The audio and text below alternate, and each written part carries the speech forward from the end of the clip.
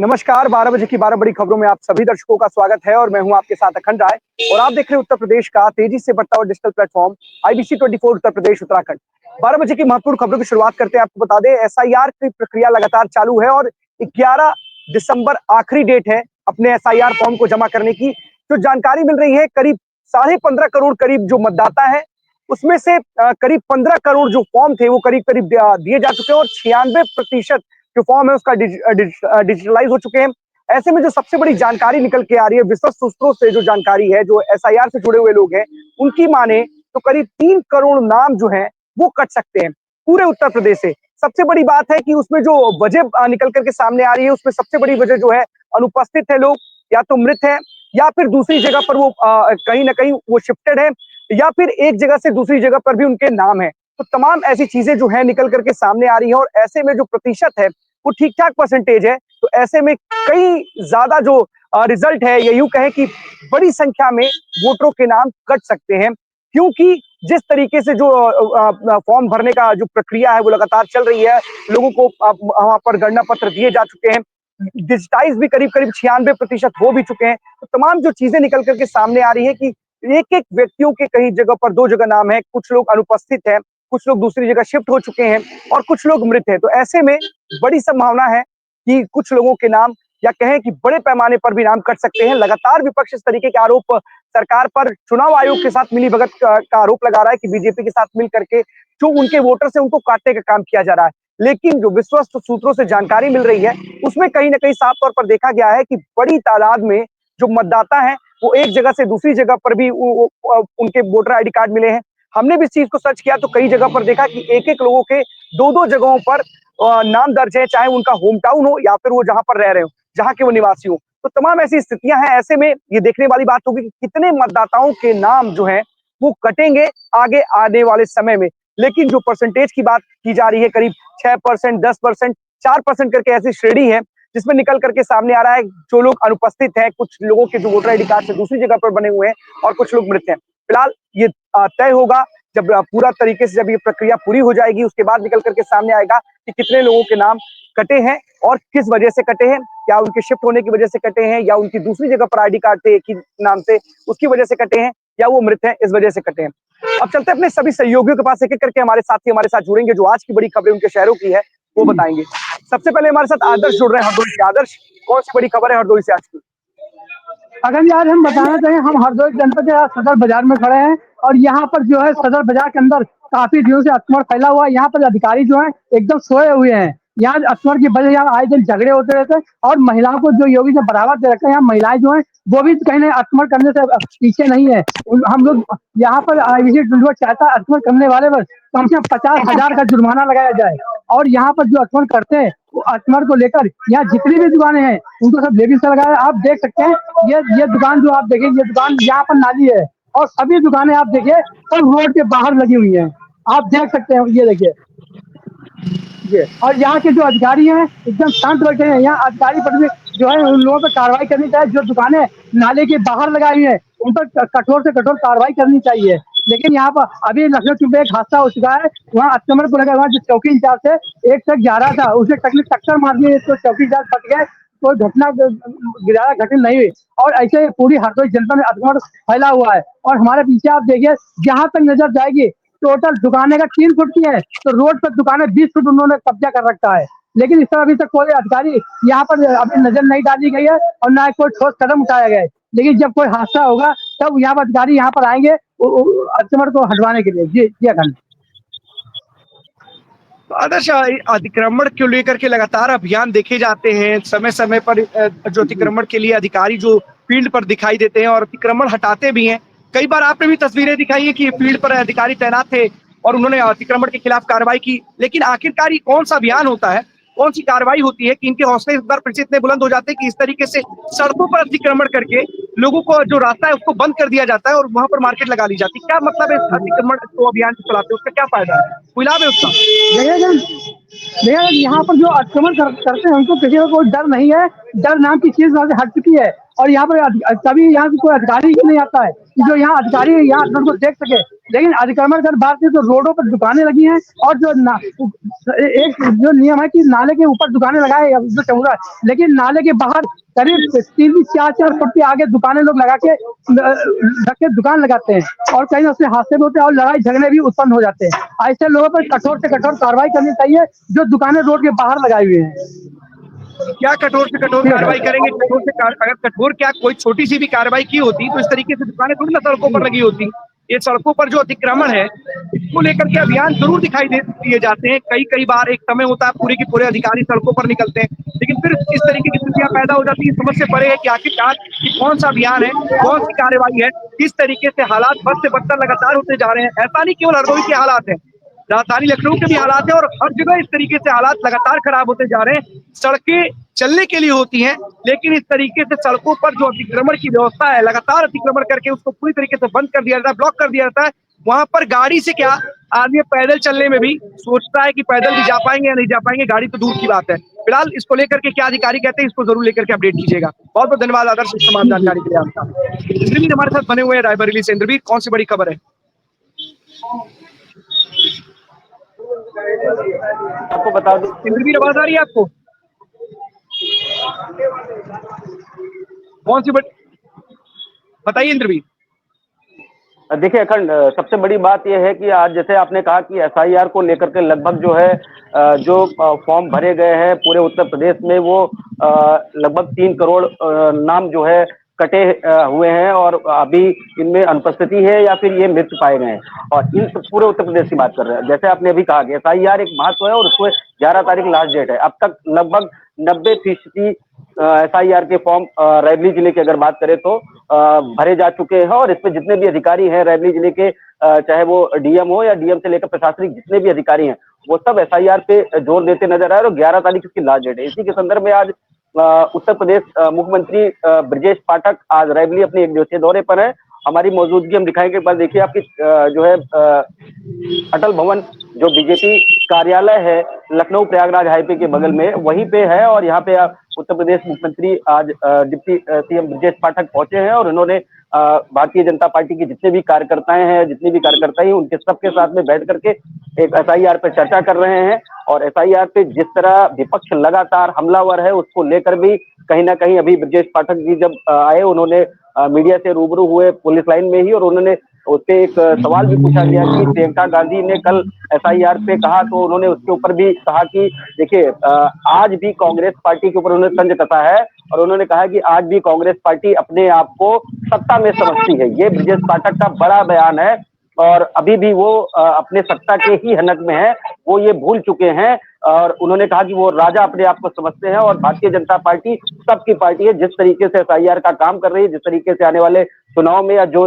चुनाव और भी हुए बिहार में, उनको भी लेकर के ब्रजेश पाठक ने बड़ी बात कही है कि कांग्रेस अभी भी अपने आप को सत्ता में समझती है और अपने आप को राजा समझती है। तो इस तरीके से लेकर के आज वो एसआईआर पे एक चर्चा कर रहे हैं। ऊपर अटल भवन कार्यकर्ताओं के साथ बैठक कर रहे हैं, वहीं पे हमारी मौजूदगी है। और एसआईआर एक बड़ा विषय है पूरे उत्तर प्रदेश का ही नहीं, पूरे भारत देश से लेकर के। इस तरीके से आज ये एक अहम दौरा है उत्तर प्रदेश डिप्टी सीएम ब्रजेश पाठक का। जी बिल्कुल इंद्रवीर, देखिए जिस तरीके से लगातार सीएम भी कल सहारनपुर में थे, और वहां पर उन्होंने एसआईआर को लेकर के एक बैठक की सर्किट हाउस में। 40 मिनट तक ये बैठक की, जनप्रतिनिधियों के साथ बैठक की। उन्होंने साफ तौर पर निर्देशित किया कि एसआईआर में जो भी घुसपैठिए हैं, जो गलत तरीके से नाम जुड़े हुए हैं, उनको लेकर के कहीं ना कहीं सतर्क रहने की जरूरत है, और किसी का भी नाम ना छूट जाए, इस पर भी विशेष ध्यान दिया जाए। और साथ ही साथ इन्होंने एक बात भी कही थी कि किसी गलत आदमी का नाम ना जुड़े, इसके लिए विशेष ध्यान देने की आवश्यकता है। क्या इसी तरीके से क्या बैठक में ब्रजेश पाठक भी अपने कार्यकर्ताओं को, जनप्रतिनिधियों को क्या निर्देश देते हुए नजर आ रहे हैं? बिल्कुल अखड़, आप सही कह रहे हैं। उनका सीधे सीधे साफ कहना है कि किसी तरीके कोई भी घुसपैठिया अब वोट के अधिकार से वंचित रहेगा। जो अगर उसका अधिकार नहीं है तो उसको भारत देश से बाहर करने का एक अच्छा, नायाब और एक अच्छे तरीके से ये एसआईआर कर रहा है। एसआईआर एक ऐसी चीज है जो घुसपैठिया हमारे देश में काफी दिनों से बैठ करके हमारे लोकतंत्र की धज्जियां उड़ा रहा था, उसके खिलाफ ये एसआईआर है। तो ऐसे तमाम सारे बिंदुओं पर आज डिप्टी सीएम ब्रजेश पाठक अपने कार्यकर्ताओं को बात भी कर रहे हैं, चर्चा भी कर रहे हैं, और जो समस्याएं हैं उनका समाधान के लिए भी उनसे अवगत हो रहे हैं और अवगत करा रहे हैं। ये तमाम बिंदुओं पर आज वो एसआईआर के टॉपिक पे बात कर रहे हैं। जी फिर एक सवाल और भी समझना बेहद जरूरी है, क्योंकि देखिए जब हम लोग फील्ड पर रहते हैं बहुत सारी चीजें सामने आती हैं, मैंने भी कई चीजें देखी हैं।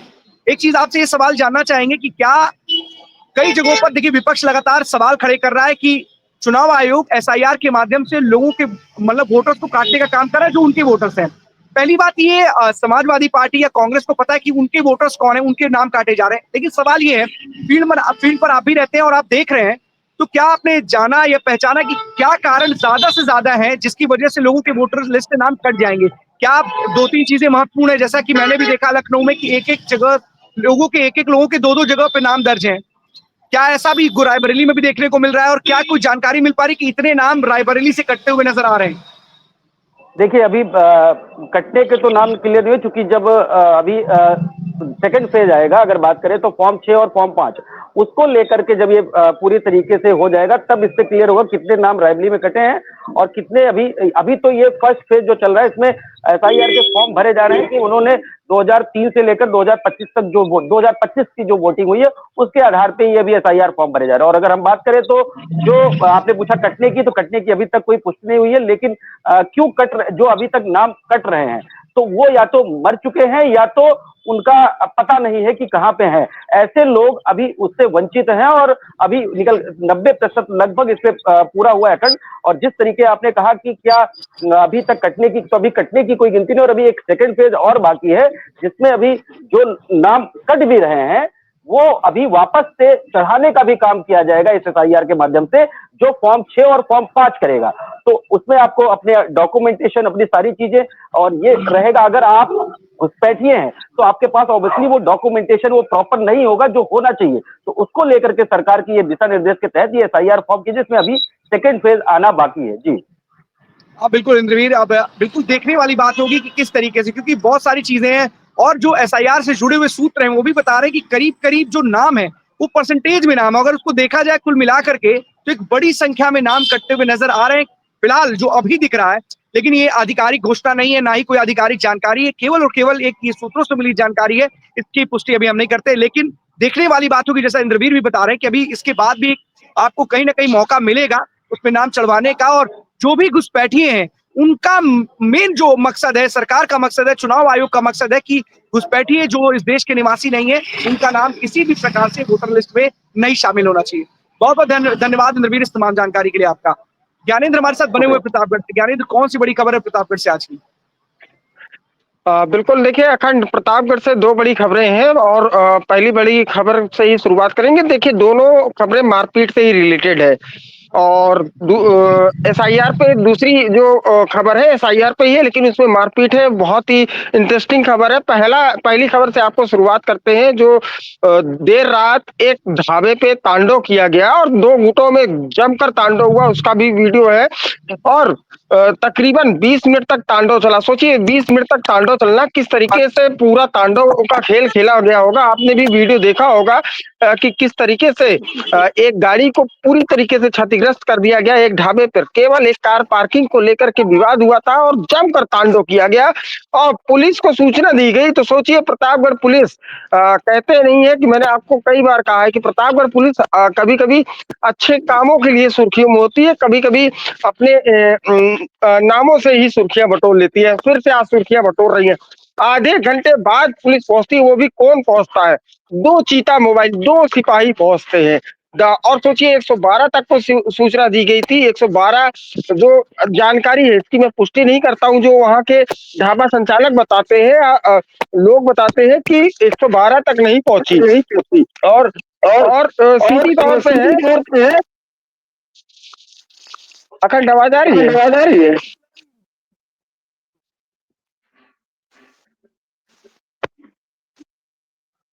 क्या बताइए? बिल्कुल, देखिए अखंड 112 तक नहीं पहुंचती है। साफ तौर पे क्लियर होता है कि प्रतापगढ़ पुलिस कितनी संजीदा से काम करती है। सीसीटीवी फुटेज, गाड़ी नंबर का होना और अभी तक अपराधियों को ना पकड़ा जाना, एक गाड़ी को क्षतिग्रस्त कर देना और वो भी एक टैक्सी ड्राइवर की गाड़ी थी। सोचिए उस टैक्सी ड्राइवर पता नहीं भाड़े पे लेकर चलाता हो या हो सकता हो कि खुद की हो, कितनी मेहनत से खरीदा हो उसने, और उसकी गाड़ी को पूरी तरीके से क्षतिग्रस्त कर देना और आरोपी सीधे तौर पे भाग जाना। तो प्रतापगढ़ पुलिस पे सवाल खड़ा होता है, लेकिन पुलिस और एसआईआर को लेकर के ही एक इंटरेस्टिंग मामला चल रहा है। कल से एक वीडियो बहुत ही सोशल मीडिया पे तेजी से वायरल हो रहा है। आपको बता दें कि फिलहाल इसकी पुष्टि अभी तक नहीं हुई है। मैंने कई अधिकारियों से बात भी की, लेकिन ये पुष्टि नहीं कर सकता कि ये महिला कहाँ की रहने वाली है। लेकिन जहां तक ये अमेठी और प्रतापगढ़ का मामला साफ तौर पे जुड़ा हुआ दिखाई दे रहा है। एक प्रधानाचार्य है, वो भी प्राइमरी टीचर की, अपने यार के साथ प्रतापगढ़ के लालगंज के ओयो होटल में आती हैं। सोचिए, और साफ तौर पे ये बताया जा रहा है कि एसआईआर की ड्यूटी से परेशान होकर के वो अपने यार के साथ, सोचिए पति है लेकिन पति को छोड़ करके अपने यार के साथ ओयो होटल में आती हैं। पहले पति ओयो होटल पहुंचता, जब उसकी पत्नी को पता चलता है कि मेरा पति ओयो होटल पहुंच चुका है, तो वो पीछे के रास्ते से निकलने का प्रयास करती है, पति सड़क पे पकड़ लेता है। बहुत ही इंटरेस्टिंग कहानी है। आधे घंटे तक तांडव हुआ है।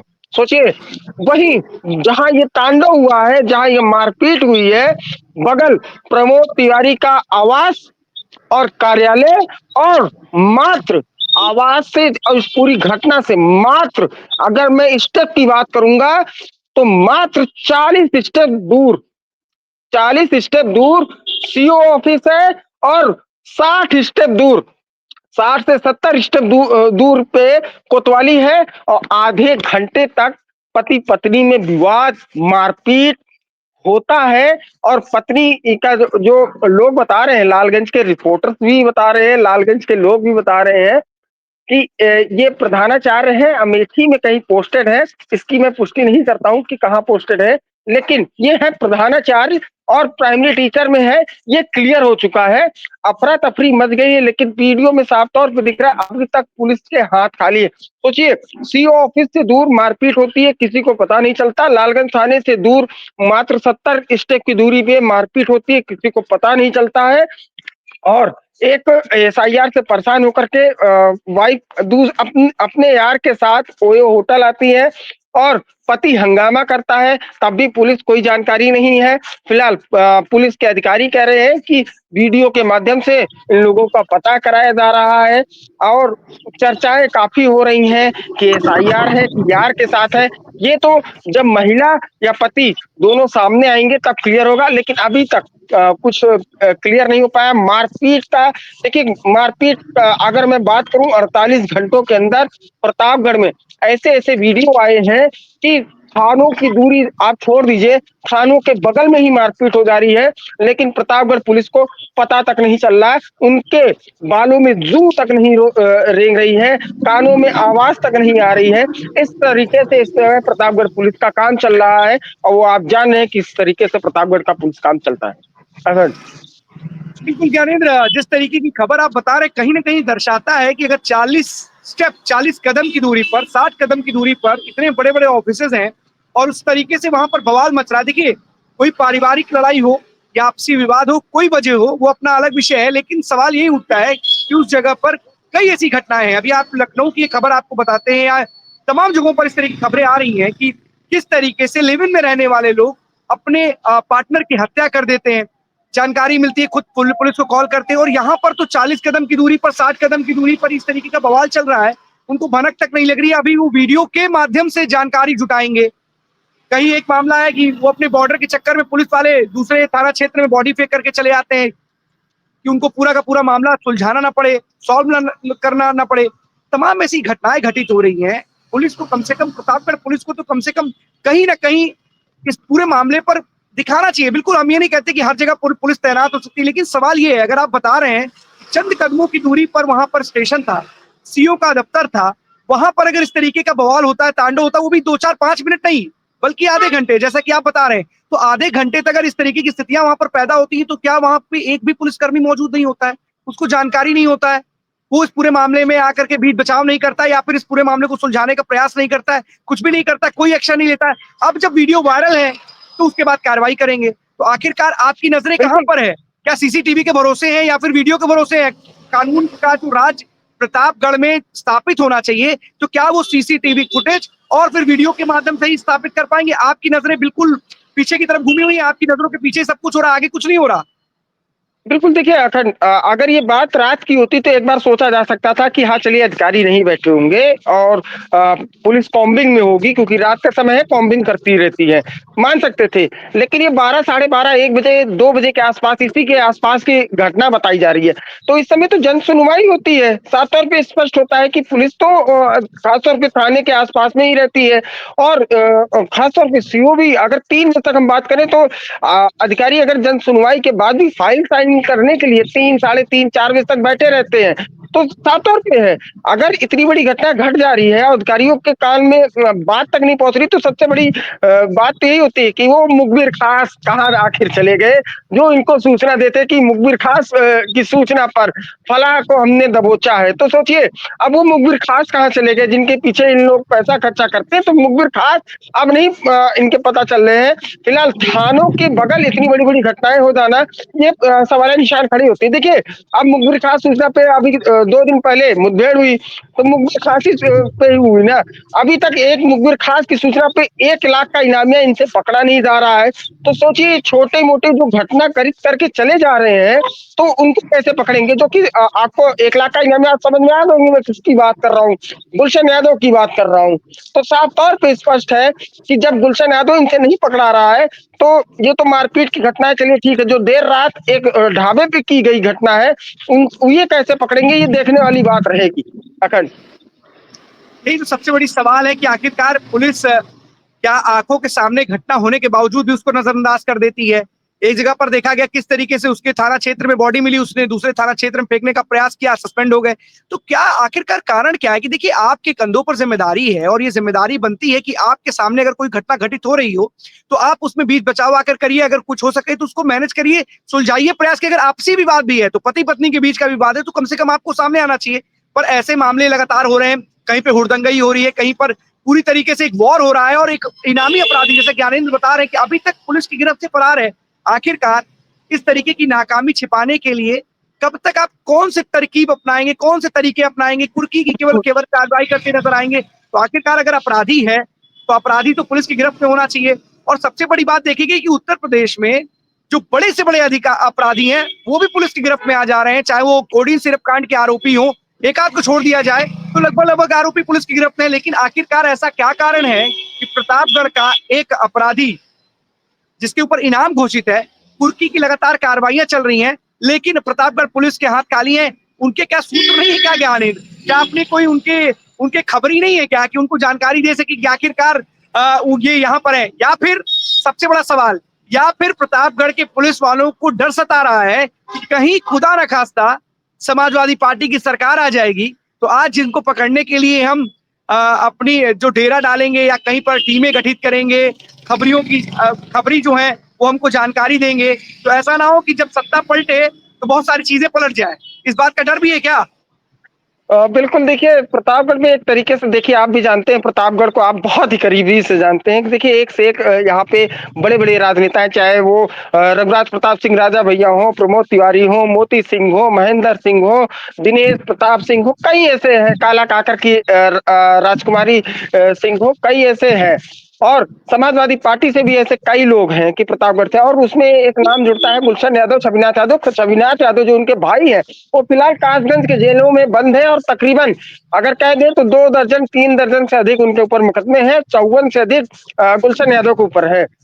हाँ ये सही है कि शिवपाल यादव यहाँ तक कि अखिलेश यादव कई बार आ चुके हैं और आपको याद होगा 2022 का चुनाव कि अखिलेश यादव ने कुंडा सही कहा था, कुंडा में आपकी कुंडी लगेगी। एक कंडीशन आ गई थी रघुराज प्रताप सिंह राजा भैया को लेकर के कि मात्र 100-200 वोट 300 वोट से आगे पीछे हो रहा था लेकिन आखिरी में 32,000 वोट से जीते थे। तो एक तरीके से ये कहा जा सकता है अगर सरकार बनती है तो ऐसे कई अधिकारी हैं, कर्मचारी हैं या सिपाही हैं, कईयों पे गाज गिरेगी। ऐसा नहीं है कि सिंगल पे ही गाज गिरेगी, कई पे गाज गिरेगी। और ये लेकिन कहा इसका गया मतलब था 2000 ज्ञानेंद्र फिर इसका मतलब तो ये है कि आप यानी झूठे अपराधों में किसी को फंसाने का प्रयास कर रहे हैं? फिर इसका मतलब तो यही है ना कि ये अगर गाज गिरेगी, ये अगर एक ये अपराधी है तो अपराध की ये बात सिर्फ अगर पे हो रही है ये तो अपराधी ये को तो आपको ये पकड़ना चाहिए। अखंड अखंड ये मैं नहीं कह रहा हूँ, ये 2022 में जब मैं गुलशन यादव के साथ में था, नहीं जब बिल्कुल, उनके ऊपर हम आप नहीं लोग, कह रहे हैं, हाँ, जो चर्चा है उस चर्चा पर ही बात हो रही है कि आखिरकार इस तरीके की चीजें हैं, तो यानी फिर आपने राजनीतिक द्वेष में उसके ऊपर मुकदमे दर्ज कर दिए। अगर इस तरीके की चर्चा, अगर आपके हाथ इतने कांप रहे हैं, इतने आपके अंदर डर और भय है कि कल की डेट में सरकार बदल जाएगी तो हालात बदल जाएंगे, और सच में जो कुंडी वाली बातें हैं, क्या वो सच में सही होंगी गलत होंगी बात की विषय है, लेकिन सवाल ये उठता है कि पुलिस के ऊपर लोग विश्वास करते हैं। वो जानते हैं कि किसी के ऊपर मुकदमा लिखने से पहले पुलिस पूरी जांच पड़ताल करती है, वो जांचती है कि क्या सच में वो अपराधी है, उसने अपराध किया है, और अगर इतना बड़ा अपराधी है कि उसके ऊपर इनाम घोषित है, और अगर प्रतापगढ़ पुलिस के हाथ खाली है या किसी डर और भय की कार्रवाई नहीं हो पा रही है, तो अपने आप में बड़ा सवाल है कि आखिरकार प्रतापगढ़ पुलिस किस तरीके की कार्रवाई कर रही है, अपने आप में सवालों में है। ज्ञानेंद्र, प्रतापगढ़ की पुलिस को लगातार जिस तरीके से आप बता रहे हैं, तो उसकी कार्यशैली बहुत आसानी से समझ में आ रही है कि जो काम करना चाहिए प्रतापगढ़ पुलिस उसको बिल्कुल नहीं करती है, जो नहीं करना चाहिए उस पर प्रतापगढ़ पुलिस का विशेष ध्यान रहता है। अगर मैं गलत हूं तो इस पर जरा बताइए। बिल्कुल सही कह रहे हैं आप। देखिए, अभी तक अपराधियों को नहीं पकड़ पाते, लेकिन जो अगर छूट के आते हैं तो इनके ऊपर अपराधियों को ही जाएंगे नहीं सर। है ज्ञानेंद्र, अपराधियों को ही नहीं, एक वर्ड और ऐड कर लीजिए, अपराधियों को ही नहीं बल्कि अपने साथियों को भी पकड़ने में इनके हाथ पांव फूल जाते हैं हाथ किस पाँव तरीके फूल से। जाते हैं, बिल्कुल वही मैं कहने जा रहा था कि हाथ पाँव फूल जाते हैं, लेकिन इनके जो साथी इंस्पेक्टर थे, सोचिए, इन्हीं के हाथ के चंगुल से फिसल रहे थे, और वो जा करके आराम से हाई कोर्ट सुप्रीम कोर्ट से एक गाइडलाइन लेकर के चले आते हैं, और साफ तौर पे पुलिस लाइन में आकर के वो देते हैं कि भाई साहब मुझे जो है एक तरीके से जमानत मिल गई है। तो सोचिए, जब आप अपने साथी को नहीं पकड़ पाते हैं तो आप अपराधियों को कैसे पकड़ेंगे। एक इंस्पेक्टर आराम से जाता है और घूमता फिरता है, पूरा लखनऊ घूमता फिरता है, यहाँ तक कि मैं इसकी पुष्टि नहीं कर रहा हूँ क्योंकि मेरे पास कोई वीडियो या फोटोज नहीं है, लेकिन घूमता फिरता है और आराम से पूरे के पूरे पीएसक्यू तक जाता है। सोचिए, ये मैं इसकी पुष्टि नहीं कर रहा हूँ, लेकिन ये केवल एक सुनी हुई बात कर रहा हूँ कि एक पत्रकार साथी ही बता रहे थे कि वो पीएचक्यू तक गया था, जो कि और आराम से पूरा हाई कोर्ट सुप्रीम कोर्ट तक जाता है, एक गाइडलाइन लेकर आता है और लाइन में आमद तक करा लेता है। सोचिए, उसके बाद भी किसी प्रतापगढ़ पुलिस के उस इनामिया घोषित, जहां तक मेरी जानकारी है, मुझे एग्जैक्टली याद नहीं आ रहा है, शायद वो इंस्पेक्टर इनामिया तक घोषित होने वाला था, इसकी मैं पुष्टि नहीं करता हूँ, लेकिन फिलहाल अब वो जमानत पे है और आराम से पुलिस लाइन में इस समय तैनात है। अब देखने वाली बात होगी कि उसके ऊपर कौन सी कार्रवाई आगे की, बर्खास्तगी की, ऐसा अधिकारी कह रहे थे कि बर्खास्तगी की कार्रवाई करेंगे। गुलशन यादव तो अभी फरार ही चल रहे हैं, तकरीबन 1 साल के आसपास होने वाले हैं, और ऐसे कई अपराधी जो नामी है वो फरारी चल रहे हैं। उनको पकड़ने के लिए प्रतापगढ़ पुलिस के पास समय नहीं है, लेकिन छुड़वाइए अपराधियों को, अगर मैं ये कहूँ छुड़वाइए अपराधियों को, प्रतापगढ़ पुलिस पकड़ ले रही है, मुठभेड़ हो जा रही है। मुखबिर खास सूचना, मैं फिर से रिपीट कर रहा हूँ, मुखबिर यही तो खास बात है कि सूचना जो मुखबिर खास है इन सारे मामलों में गायब है। ये सारे मुखबिर खास इन सारे मामलों में उनके पास कोई मुखबिरी नहीं है, उनके पास कोई जानकारी नहीं है, इस सब मामलों में गायब है। छोटी सी छोटी कहते हैं ना कि छोटे छोटे अपराधियों की मुखबिरी खास पे उनको जानकारी मिल जाती है, बता के जो मुखबिर होता है वो चला जाता है कि इस जगह पर आएंगे अपराधी, यहीं पर बैठे हैं, यहीं पर अभी डेरा डाले हुए, बस यहीं पर ये पूरी कोई घटना को अंजाम देने वाले, वहां बताता है, पुलिस वहां पहुंचती है, उसके बाद वो लोग चले जाते हैं मुखबिर। लेकिन ऐसे मामले में जो इनाम घोषित अपराधी है, 1 साल से उसका पता लगाने में पूरी तरीके से प्रतापगढ़ पुलिस नाकामयाब है, कोई जानकारी नहीं मिल रही, कोई सुराग नहीं मिल रहा, और जितने भी मुखबिर खास हैं ये केवल और केवल किस बात के लिए खास है अब समझ में आने लगा है।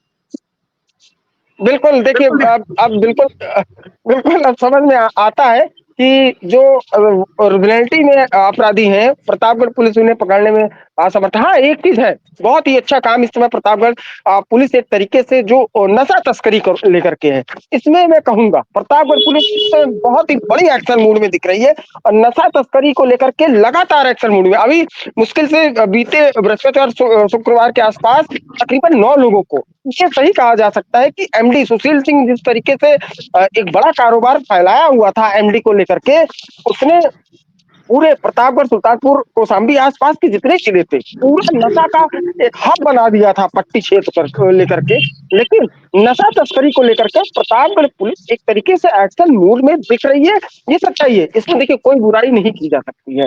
लेकिन अपराधियों को लेकर के जिस तरीके से प्रतापगढ़ पुलिस का ढीला रवैया है, वो एक तरीके से क्वेश्चन मार्क खड़ा करता है कि अपराधियों को लेकर के आप कहाँ रहते हैं, मुखबिरों के पीछे आप इसमें भी इतना पैसा खर्चा करते हैं, सर्विलांस के पीछे आप इतना पैसा खर्चा करते हैं, लेकिन एक अपराधी, क्योंकि देखिए 1 लाख का इनामी है गुलशन यादव, और अगर उसको पकड़ लेती है प्रतापगढ़ पुलिस तो सबसे बड़ा गुटवर्क वो लगे, लेकिन अभी तक एक सुराग तक नहीं, केवल कुर्की के नाम पर कार्रवाई की जा रही है। कहीं लखनऊ में उनके प्लॉट सीज कर दे रहे हैं, कहीं प्रयागराज में इनके प्लॉट सीज कर दे रहे हैं, कहीं प्रतापगढ़ के कुंडा में सीज कर दे रहे हैं। लेकिन ये भी देखा जा सकता है कि मैं फिलहाल ये नहीं कहूंगा कि गुलशन यादव का मैं पक्ष ले रहा हूँ, लेकिन उसके कई कारोबार हैं, वो घरों पे आप भी जानते हैं कि फिलहाल वो न्यायपालिका का एक लुकआउट है, मैं उसमें कोई टिप्पणी नहीं, अगर वो उसका ब्यौरा दे देता है बाद में तो छूट ही सकता है, लेकिन मैं इस पर कोई टिप्पणी नहीं कर रहा हूँ। कुर्की की बजाय अगर आप ज्यादा ध्यान गुलशन यादव की गिरफ्तारी पर अगर ध्यान दें तो शायद सबसे बड़ा गुटवर्क होगा इनका। लेकिन उसपे चाहे वो कुंडा पुलिस हो, चाहे मानिकपुर हो, चाहे नवाबगंज हो, चाहे हदगवा हो, चाहे महेशगंज हो, चाहे संग्रामगढ़ हो, चाहे लालगंज हो, चाहे जेठवारा हो, इन सारे थानों में आसपास अगर बात करें तो गुलशन यादव के ऊपर मुकदमा दर्ज है, यहाँ तक कि नगर कोतवाली भी दर्ज है। और मैं फिर एक चीज आपको रिपीट कर रहा हूँ, आज से कुछ दिन पहले 1.5-2 महीने पहले मैंने आपको एक बात कही थी, गुलशन यादव लखनऊ में है। मैं पुष्टि इसकी नहीं करता हूँ, उस समय भी कहा था, आज भी कह रहा हूँ, पुष्टि इसकी मैं नहीं करता हूँ, लेकिन ये माना जाता है कि ये गुलशन यादव इस समय प्रेजेंट टाइम में लखनऊ में है। मैं पुष्टि नहीं कर रहा हूँ, फिर कह रहा हूँ, लेकिन प्रतापगढ़ पुलिस यहाँ तक कि 1 लाख का इनामिया घोषित हो चुका है। एसटीएफ को जब इनामिया कोई होता है तो आप भी जानते हैं कि एसटीएफ को सुपुर्द कर दिया जाता है मुकदमा, लेकिन एसटीएफ भी पकड़ने की जहमत नहीं कर रही है। तो सवालिया निशान यहाँ तक कि प्रतापगढ़ पुलिस एसओजी और एसटीएफ के ऊपर भी खड़ा होगा कि इतने बड़े इनामिया को आप क्यों नहीं पकड़ पा रहे। वहीं 25,000 का इनामिया आप मुठभेड़ कर ले रहे हैं, वहीं कोई छिनौती करके जा रहा है, आपकी उससे मुठभेड़ हो जा रही है, लेकिन एक इनामिया को पकड़ने में आपके हाथ पांव फूल जा रहे हैं। आप मुखबिरों के कहने पीछे, का अगर सर्विलांस सवाल के यही पीछे। होता कि अगर 1 साल से एक अपराधी फरार होता, इनामिया अपराधी वो भी फरार होता, जिसके ऊपर लगातार कुर्की की कार्रवाई चल रही है, समझ में आ रहा है कि आखिरकार गुलशन यादव को पकड़ने के पीछे क्या कारण हो सकता है, ना पकड़ने के पीछे। कि साफ तौर पर समझ में आ रहा है कि देखिए उनको भी डर है, भय है कि 1 साल बचा है, कहीं गलती से सत्ता परिवर्तित ना हो जाए, और सत्ता परिवर्तन के बाद कहीं ऐसा ना हो कि सीधे के सीधे सारे जो उनके ऊपर केस लादे जा रहे हैं, कुछ उससे संबंधित हमारे ऊपर भी लग जाए। बहुत सारी चीजें घटित होती हैं। फिलहाल देखने वाली बात होगी, अच्छी काम की भी आपकी तारीफ होती है, बुरे काम की भी आपकी बुराई होगी। अगर आप अच्छा काम नहीं करेंगे तो बुराई भी होगी। बिल्कुल, कहीं पे आपने अच्छा काम किया तो उसकी तारीफ हम लोग बिल्कुल करेंगे, लेकिन जिस काम में आपकी लापरवाही दिख रही है, जिसमें आप पूरी तरीके से नाकाम दिख रहे हैं कि एक अपराधी जो इनामी अपराधी उसको पकड़ नहीं पा रहे हैं, सवाल खड़े होंगे कि आखिरकार क्यों आपके हाथ पांव फूल रहे हैं, और आखिरकार इस अपराधी को पकड़ने में आप इतना देर क्यों लगा रहे हैं। बड़े से बड़े अपराधी को पकड़ ले रहे हैं, तो एक अपराधी जो इनामिया अपराधी है, इतना बड़ा भी अपराधी नहीं आप लोगों के लिए कि उसको पकड़ नहीं सकते। फिलहाल बहुत बहुत धन्यवाद ज्ञानेंद्र इस तमाम जानकारी के लिए। देखने वाली बात होगी कि प्रतापगढ़ पुलिस, जो अपराधी 1 साल से फरार है, वो कब पुलिस की गिरफ्त में आएगा, प्रतापगढ़ पुलिस की गिरफ्त में आएगा। एक और आपको बात जानकारी बता देते हैं कि एटीएस ने एक जानकारी मांगी है निगम से सफाई कर्मचारियों की, और साफ तौर पर एक सूची मांगी है। उस सूची में उन्होंने उनसे मांगा है, उनका पहचान पत्र मांगी है, कहाँ के वो निवासी हैं, तमाम ऐसी चीजें। क्योंकि जिस तरीके से जानकारी मिल रही है कि जो सफाई कर्मचारी हैं, अगर देखा जाए तो करीब 8,000 के करीब हैं, और जो जो कंपनियां काम कर रही हैं उसमें जो सफाई कर्मचारी काम कर रहे हैं वो बाहर के हैं, घुसपैठिए बताए जा रहे हैं। फिलहाल इसकी पुष्टि नहीं करते, लेकिन एटीएस ने इसको लेकर के सूची मांगी है, और साफ तौर पर उनके जो डेटा है, उनके पहचान पत्र है, उसकी भी जानकारी मांगी गई है। तो कहीं ना कहीं जिस तरीके से सूबे के मुखिया योगी आदित्यनाथ लगातार घुसपैठियों को लेकर के, रोहिंग्या और बांग्लादेशियों को लेकर के बयान देते आ रहे हैं, और किसी भी एक अवैध का वोटर लिस्ट में नाम ना जुड़े, इसके लिए कहीं ना कहीं लगातार वो जब जहां पर भी जा रहे हैं वहां पदाधिकारियों को भी बता रहे हैं कि इस पर विशेष ध्यान दिया जाए कि एक भी अवैध लोगों का नाम इस लिस्ट में ना जुड़े, क्योंकि अगर ऐसा होगा तो कहीं ना कहीं दिक्कतें पैदा होंगी, बहुत सारी चीजें होंगी। जो अवैध प्रवासी हैं, वो जो यहाँ पर आकर रह रहे हैं, वो कहीं ना कहीं भारत के वोटर बन जा रहे हैं। साफ तौर पर उन्होंने एक बात और भी कही है, जितनी भी मीटिंग में जा रहे हैं सीएम योगी लगातार जो बैठकें कर रहे हैं अपने पदाधिकारियों के साथ, साफ तौर पर कह रहे हैं कि जो विपक्ष के द्वारा जो भ्रम फैलाया जा रहा है एसआईआर को लेकर के, वो जनता को बताएं कि ऐसा कुछ भी नहीं है, आप लोगों के हित में है एसआईआर। और साथ ही साथ उन्होंने ये भी कहा है कि जो लोग एसआईआर फॉर्म भर रहे हैं, आप लोग उनकी मदद भी करिए उनके फॉर्म भरवाने के लिए। तो कहीं ना कहीं सीएम योगी की मंशा साफ है कि अवैध प्रवासी जो है, अवैध जितने भी लोग हैं, चाहे वो रोहिंग्या हो, बांग्लादेशी हो, उनको किसी भी रूप से एसआईआर में एंट्री ना मिले, वो भारत के नागरिक ना बने और उनको डिटेंशन सेंटर में भेजा जाए, उसके बाद सीधे उनको वापस उनके देश भेजा जाए। तो 12 बजे 12 बड़ी खबरों में आज के लिए बस इतना ही। कल हम आपके सामने फिर से होंगे। आज तब तक के लिए दीजिए हमें इजाजत। धन्यवाद।